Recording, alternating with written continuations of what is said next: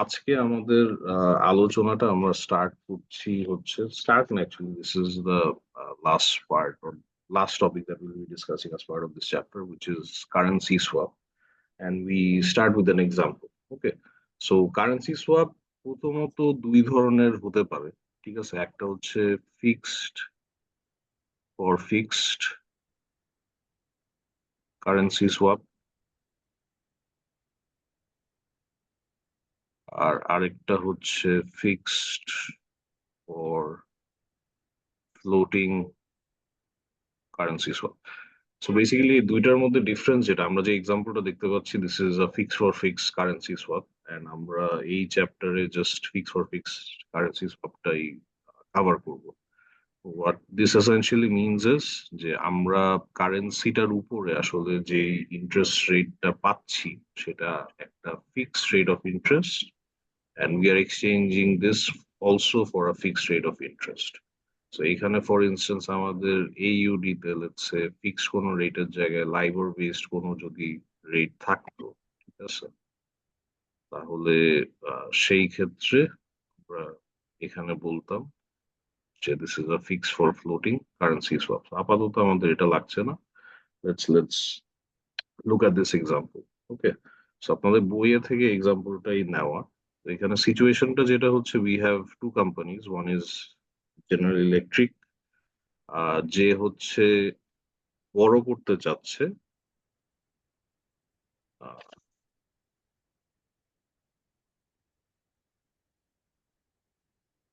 20 million Australian dollars. On the other hand, we have Qantas Airways, একটা Australian company, যে হচ্ছে USD 15 million বড় করতে চাচ্ছে। ঠিক আছে, এবং আপনাদের এক্সচেঞ্জ রেট যেটা দেওয়া হচ্ছে, ওকে।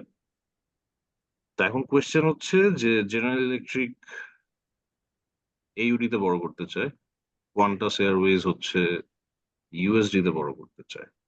কিন্তু আমরা যদি অ্যাকচুয়ালি ওদের সিচুয়েশনটা দেখি, আপনারা দেখেন যে জেনারেল ইলেকট্রিক USD তে কোয়ান্টাস থেকে 2% কম রেটে লোনটা নিতে পারতেছে। এটাকে আমরা ডিনোট করছিলাম as A, whereas for Australian dollar,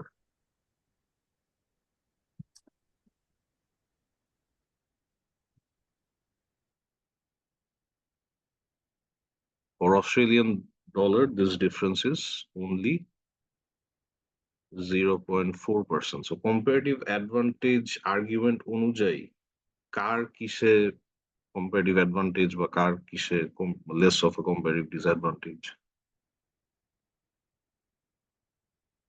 hello sir general ইলেকট্রিকের দোনোটাতেই কম্পিটিটিভ অ্যাডভান্টেজ আছে। দোনোটাতে অ্যাবসলিউট অ্যাডভান্টেজ আছে, কম্পারেটিভ অ্যাডভান্টেজ নেই। কম্পারেটিভ অ্যাডভান্টেজ মানে রিলেটিভলি একটাতে বেশি বা রিলেটিভলি বেশি, কোনটাতে রিলেটিভ টার্মসে বেশি? জেনারেল ইলেকট্রিকের ইউএসডি তে, জেনারেল ইলেকট্রিকের হচ্ছে ইউএসডি তে, কোয়ান্টাসের হচ্ছে AUD তে, রাইট? কিন্তু জেনারেল ইলেকট্রিক কি চায়? অস্ট্রেলিয়ান ডলারে লোন চায়। কোয়ান্টাস এয়ারওয়েজ যদিও বা তার অস্ট্রেলিয়ান ডলারে, সে কি চায়? সে for whatever reasons USD তে লোন চায়। অ্যান্ড এখানে যেহেতু there is a difference, ঠিক আছে, between the rates or the advantages in the two markets, আমরা এখানে কি করতে পারি? হ্যালো,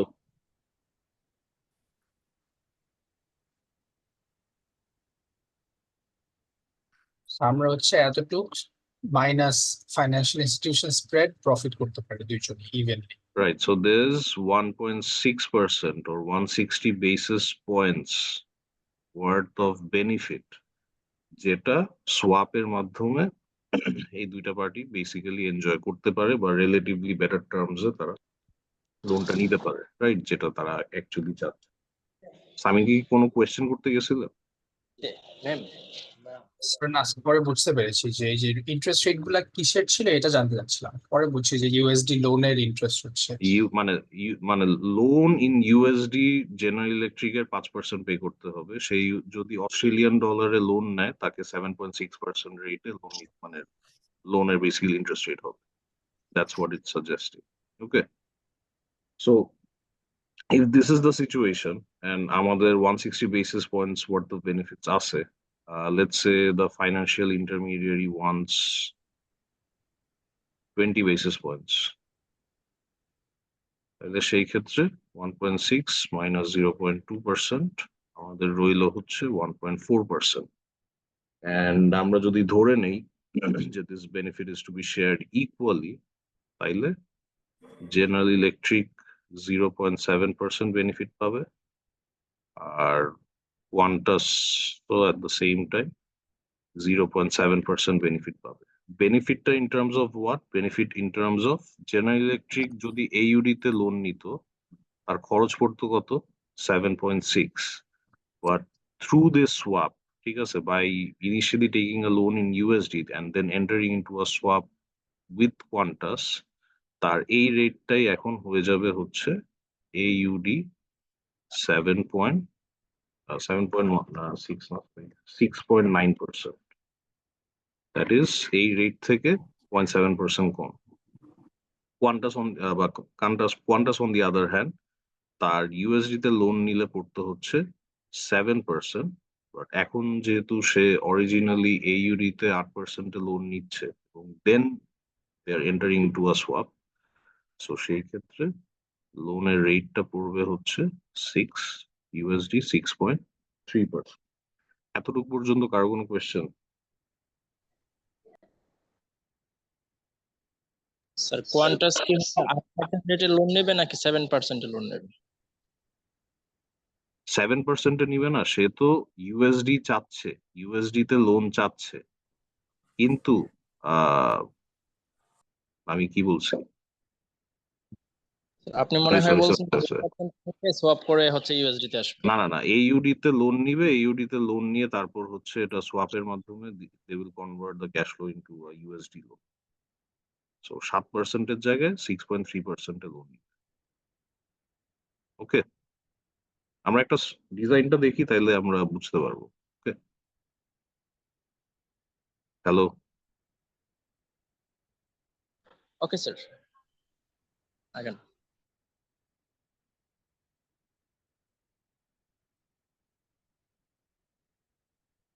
সো অ্যাজ ইউজুয়াল আপনারা ইসের ক্ষেত্রে যেভাবে জিনিসটা করেছিলেন, মানে ডিজাইনে যাওয়ার আগে প্রিরিকুইজিটস যেগুলা যে আপনারা আলোচনা করবেন যে general electric has a comparative advantage in কি বলে USD, but wants to take a loan in AUD, whereas Qantas has a comparative advantage or less of a comparative disadvantage in Australian dollars, but wants to take a loan in USD. ঠিক আছে, and there's a difference in the two markets, ঠিক আছে, of 1.6% of 160 basis point. This creates a basis for a swap. তারপরে আপনারা এই calculation গুলা দেখায় তারপরে হচ্ছে you guys will actually move to the design of the swap. Okay, so we have two entities. We have General Electric, we have the financial intermediary in the middle, and we have Qantas Airways on the other side. আমি কি বললাম, general electric originally কিসে loan নিবে যেটাতে তার comparative advantage আছে, সেটা কোনটা? US dollars. US dollar. So externally তার হচ্ছে ইউএসডি 5%-এ লোন নিবে। আচ্ছা, আনলাইক ইন্টারেস্ট রেট সোয়াপ যেখানে আমরা একটা ডোমেস্টিক ইন্টারেস্ট রেট নিয়ে ডিল করতেছি, যেখানে আমরা জাস্ট রেট গুলো লিখছিলাম, আপনাদের যদি মনে থাকে জাস্ট 5% or 5.4% লাইবর দিয়ে দিচ্ছিলাম, রাইট? কিন্তু এখানে যেহেতু আমাদের ইন্ডিকেট করতে হবে যে আসলে ক্যাশ ফ্লোটা কি ইউএসডি তে হচ্ছে নাকি অস্ট্রেলিয়ান ডলার্স এ হচ্ছে, সো এই কারণে আমাদের স্পেসিফিক্যালি মেনশন করতে হবে যে রেটটা আসলে কি ইউএসডি তে নাকি AUD। সো এই কারণে আমি এখানে 5% এর আগে ইউএসডি লিখছি। ওকে, On the other side, we have Qantas. Qantas এর আমরা দেখলাম যে it has less of a competitive disadvantage in Australian dollars. So externally Australian dollar এই সে লোন নিবে, তো সে সেটা যদি নেয় তাহলে তার পড়তেছে হচ্ছে 8%, ঠিক আছে? সো 8%। এখন আসেন, আচ্ছা, তো আমরা যখন আসলে দুইটা ডিফারেন্ট কারেন্সি নিয়ে ডিল করতেছি, there's a question mark over যে who bears the foreign exchange risk। এটা বলতে আমি কি বুঝাচ্ছি? এটা বলতে আমি বুঝাচ্ছি যে আমার যদি ধরেন জেনারেল ইলেকট্রিকের পার্সপেক্টিভ আমি যদি চিন্তা করি, জেনারেল ইলেকট্রিক যদি তার ইউএসডি তে 5% যেটা পেমেন্ট তার করা লাগে, সে যদি সেটাই রিসিভ করে, তার কিন্তু ইউএসডি তে কোনো আর এক্সপোজার থাকলো না, রাইট? তার ইউএস ডলারের আর কোনো এক্সপোজার থাকলো না, তার যেটা পে করা লাগতেছে সে সেটাই এক্স্যাক্টলি রিসিভ করতেছে।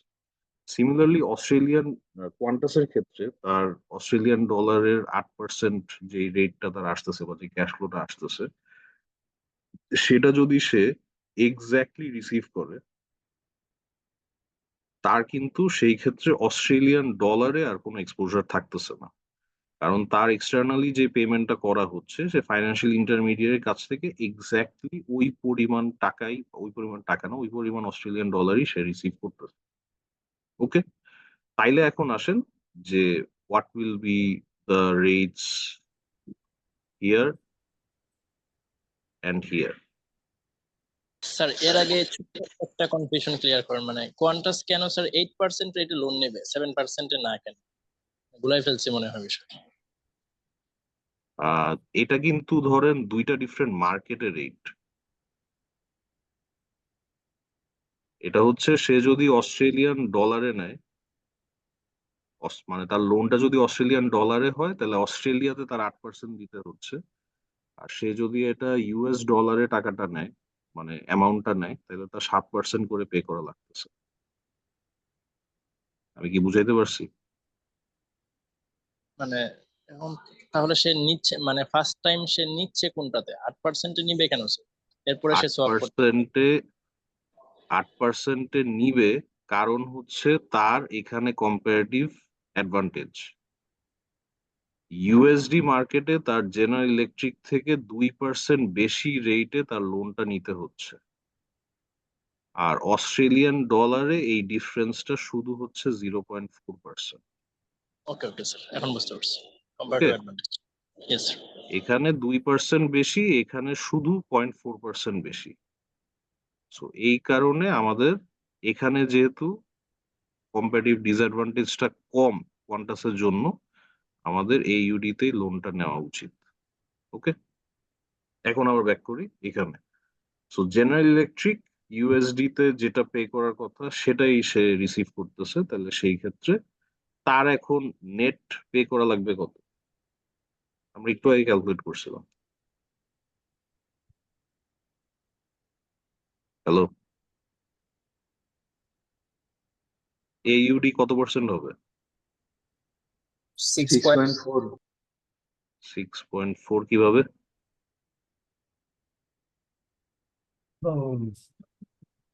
6.9 ছিল না? 6.9%। আর এদিক থেকে কোয়ান্টাস এর দেওয়া লাগবে কত করে? 6.3%। ইউএসডি 6.3%।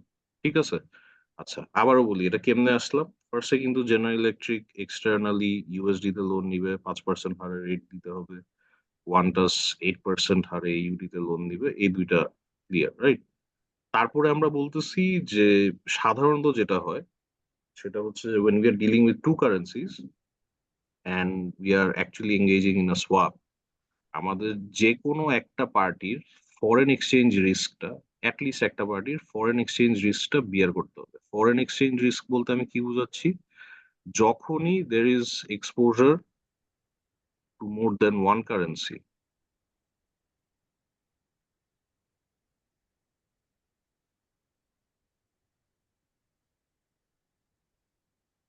তখনই আমি বলতেছি যে ফরেন এক্সচেঞ্জ রিস্ক আছে।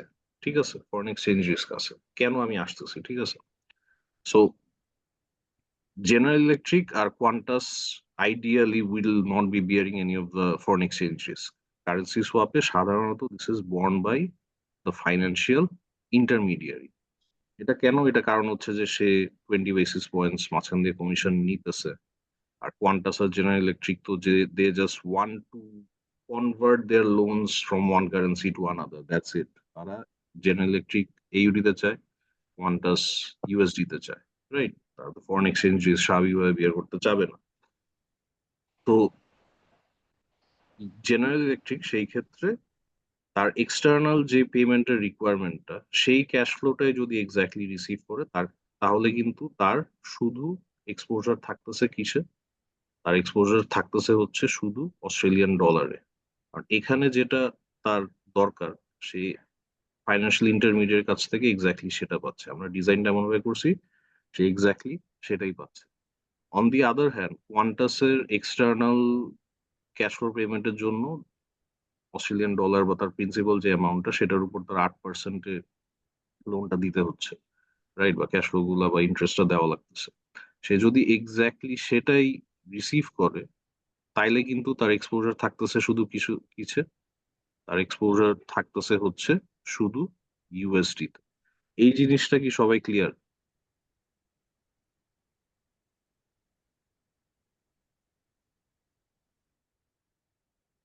ওকে, সো এখন আসেন স্যার রেট গুলা। এক্সপোজারের বিষয়টা বুঝিনি কোন পার্টটা বুঝেন? একটু স্যার। বলবেন? 6.3। মানে এখানে 6.3% কিভাবে আসলো? জি স্যার। আচ্ছা, মানে সহজ ভাষায় হচ্ছে কোয়ান্টাসের এইউডি 8% লাগবে। আমি মানে ফাইন্যান্সিয়াল ইন্টারমিডিয়ারি তাকে এক্স্যাক্টলি এটা দিল। এটা আপনি এখনো ধরেন জানেন না। এটাও আপনি জানেন না। আমরা ডিজাইনটা কিভাবে করলাম? এখানে যা দরকার এক্স্যাক্টলি সেটা দিচ্ছি। জেনারেল ইলেকট্রিক এর এক্সটার্নালি যেটা দরকার সেটা ফাইন্যান্সিয়াল ইন্টারমিডিয়ারি এক্স্যাক্টলি সেটা দিচ্ছে। এখন তাইলে রেট গুলা কত আসবে? এখানে রেট আসতেছে ইউডি 6.9% আর এখানে আসতেছে হচ্ছে ইউএসডি 6.3%। তন্ময় এতটুকু বুঝছেন? জি স্যার। আচ্ছা, তো এখানে দেখেন, এখানে জিনিসটা দেখেন, এখানে কি হইছে, কি দাঁড়াইলো? ফাইন্যান্সিয়াল ইন্টারমিডিয়ারি দেখেন, সে কিন্তু 20 বেসিস পয়েন্ট লাভ করতেছে, 20 বেসিস পয়েন্ট তার লাভ থাকতেছে। কিন্তু 20 বেসিস পয়েন্ট যে লাভ করতেছে তার কিন্তু ইউএসডি তেও এক্সপোজার থাকতেছে এবং অস্ট্রেলিয়ান ডলারেও তার এক্সপোজার থাকতেছে। কারণ সে ইউএসডি তে কোয়ান্টাস থেকে পেমেন্ট রিসিভ করতেছে 6.3%, কিন্তু সে ইউএসডি তে জেনারেল ইলেকট্রিক কে দিতেছে কত? 5%। তার মানে এখানে 1.3% এর মতো তার অতিরিক্ত রয়ে যাচ্ছে ইন ইউএসডি, রাইট?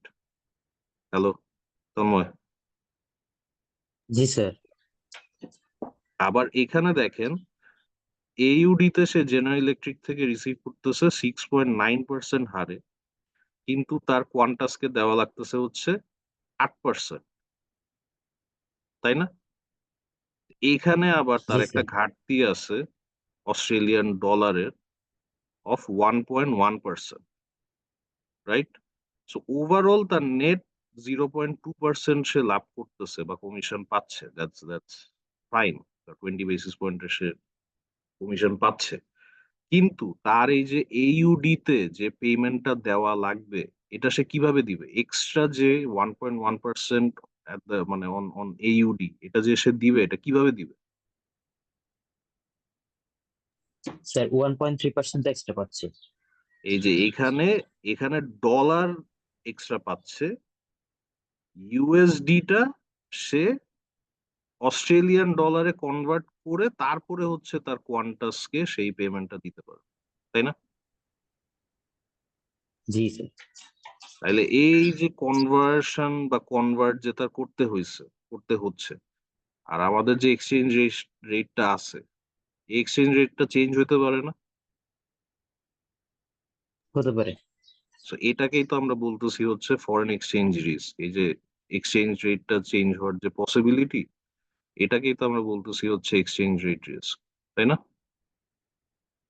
তো এজন্যই আমরা বলতেছি যে ফরেন বা কি বলি ফাইন্যান্সিয়াল ইন্টারমিডিয়ারি আমাদের এই এক্সাম্পলটাতে is bearing the foreign exchange risk. আমি কি বুঝাইতে পারছি? জি স্যার, ক্লিয়ার। ওকে, আর কারো কোনো question?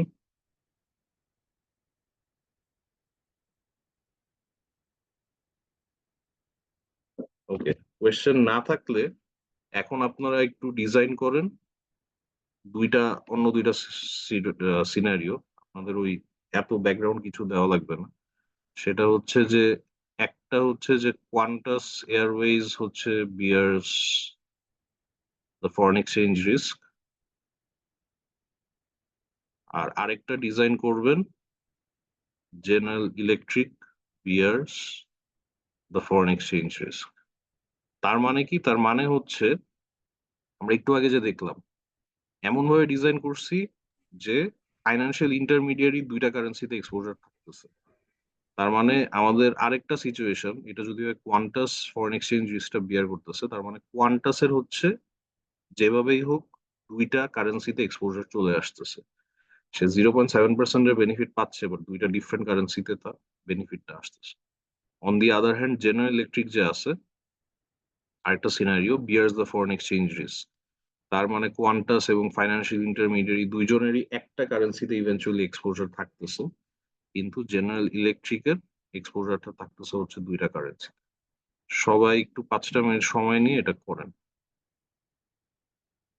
So let's do the first one first, that is Qantas bears the foreign exchange risk. So Qantas আমরা একদম লাস্টে আসি, ঠিক আছে? সো ইউএসডি 5% এক্সটার্নালি জেনারেল ইলেকট্রিকের লোন নিতে হচ্ছে, কোয়ান্টাসের এক্সটার্নালি এইউডিতে 8% হারে লোন নিচ্ছে। এগুলা তো আগের মতোই থাকবে, নো চেঞ্জেস হিয়ার। এখন আসেন যে যেহেতু কোয়ান্টাস বিয়ার করতেছে, তার মানে কি? তার মানে হচ্ছে জিই এবং ফাইন্যান্সিয়াল ইন্টারমিডিয়ারি তারা সেম। হচ্ছে ফরেন এক্সচেঞ্জ রিস্ক বিয়ার করতেছে না, রাইট? তার মানে তাদের এক্সপোজার শুধু থাকবে একটা কারেন্সিতে। সো জেনারেল ইলেকট্রিকের ক্ষেত্রে আমরা যদি এটা করতে চাই, তার মানে ফাইন্যান্সিয়াল ইন্টারমিডিয়ারির কাছ থেকে তার রিসিভ করতে হবে কত? 5%। USD 5%। On the other hand say pay করতেছে কত ফাইন্যান্সিয়াল ইন্টারমিডিয়ারিকে? তো আগে আমরা ক্যালকুলেট করছিলাম এইউডি 6.9%। এতটুকু পর্যন্ত সবাই ক্লিয়ার? ওকে, সো এইউডি 6.9%। এখন দুইটা আপনাদের অপশন আছে এখান থেকে। দুইটা অপশন হচ্ছে যে ফাইন্যান্সিয়াল ইন্টারমিডিয়ারি তো আমাদের একটা কারেন্সিতে এক্সপোজার লাগবে, বা একটা এক্সপোজার মানে একটা কারেন্সিতে আমরা ম্যাক্সিমাম এক্সপোজার রাখতে পারি, রাইট? সো সেই ক্ষেত্রে আপনারা যেটা করতে পারেন সেটা হচ্ছে ইউএসডি 5% হারেই আপনি এখানে দিয়ে দিতে পারেন। ওকে, তারপরে আপনি এইউডি রেটটা ক্যালকুলেট করলেন যে মানে 2% তার বেনিফিট হবে, তো সেই ক্ষেত্রে এটা আসবে হচ্ছে AUD 6.7%। And if you do the calculations, ওর এখানে 2% কমিশন পাচ্ছে, এখানেও যদি আপনারা ক্যালকুলেশন করেন দেখবেন যে ওভারঅল বা নেট বেনিফিট পার্সেন্টেজ ওয়াইজ 0.7%ই আসতেছে। ওকে, তার দিতে হচ্ছে 8 + 5 13%। আপনি যদি 6.7% মাইনাস করেন সেই ক্ষেত্রে এটা আসবে হচ্ছে 6.3%ই আসবে। আরেকটা অপশন আছে যে আপনি ইউএসডি 5% এটার সাথে এটা ম্যাচ না করে what you could have possibly done was আপনি এইউডি এখানে 6.9%ই নিয়ে গেলেন, তাইলে সেই ক্ষেত্রে এখানে হইতো হচ্ছে ইউএসডি 5.2%। সো দুইটা সলিউশনই কারেক্ট। ওকে, দুইটা সলিউশনই কারেক্ট। সো এটা ছিল এক। এখন আসেন সেকেন্ডটা। সেকেন্ডটার ক্ষেত্রেও তো basics are the same, the basic things are still the same. So we have three parties, General Electric, Financial Intermediary, and Qantas. Qantas externally 8% হারে লোন রিপেমেন্ট করতেছে, জেনারেল ইলেকট্রিক ইউএসডি 5% হারে রিপেমেন্ট করতেছে। তো আমাদের এখানে general electric is the one bear the foreign exchange risk, তার মানে Qantas and FI do not, right, do not bear any foreign exchange risk. তাহলে কোয়ান্টাসের ক্ষেত্রে কি করব আমরা? আমরা এক্স্যাক্টলি AUD 8% ম্যাচ করে দিলাম। সেই ক্ষেত্রে তার USD পেমেন্টটা কত হবে গাইস? USD পেমেন্টটা কত হবে? 6.3%। ফাইন্যান্সিয়াল ইন্টারমিডিয়েটের ক্ষেত্রেও again we have to options. আমি আইদার AUD এর সাথে AUD ম্যাচ করে দিতে পারি, তাইলে সেই ক্ষেত্রে এখানে কত হবে? এখানে হবে হচ্ছে USD 6.1%, যেহেতু 20 বেসিস পয়েন্ট লাভ করবে, তো 6.3 রিসিভ করতেছে, 6.1 পে করতেছে, 20 বেসিস পয়েন্টের লাভ। সিমিলারলি আরেকটাও যেটা করা যেত সেটা হচ্ছে আমি এখানে USD 6.3% ম্যাচ করে দিতাম, আর এখানে তাইলে সে রিসিভ করতে হচ্ছে AUD 8.2%। সো দেখেন কোয়ান্টাসের একটা কারেন্সিতে exposure, that is US dollars.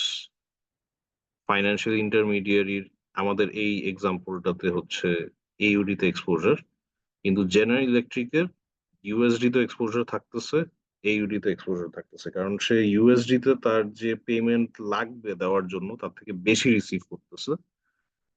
So he needs to convert some of the USD by additional leftover USD to AUD to actually realize the net benefit of 0.7%. But সেই ক্ষেত্রে exchange rate একটা ব্যাপার আছে, exchange rate থেকে uncertainty যেটা আসতেছে সেটা একটা ব্যাপার আছে, and as a consequence you'll have to, or the company has to bear some foreign exchange risk.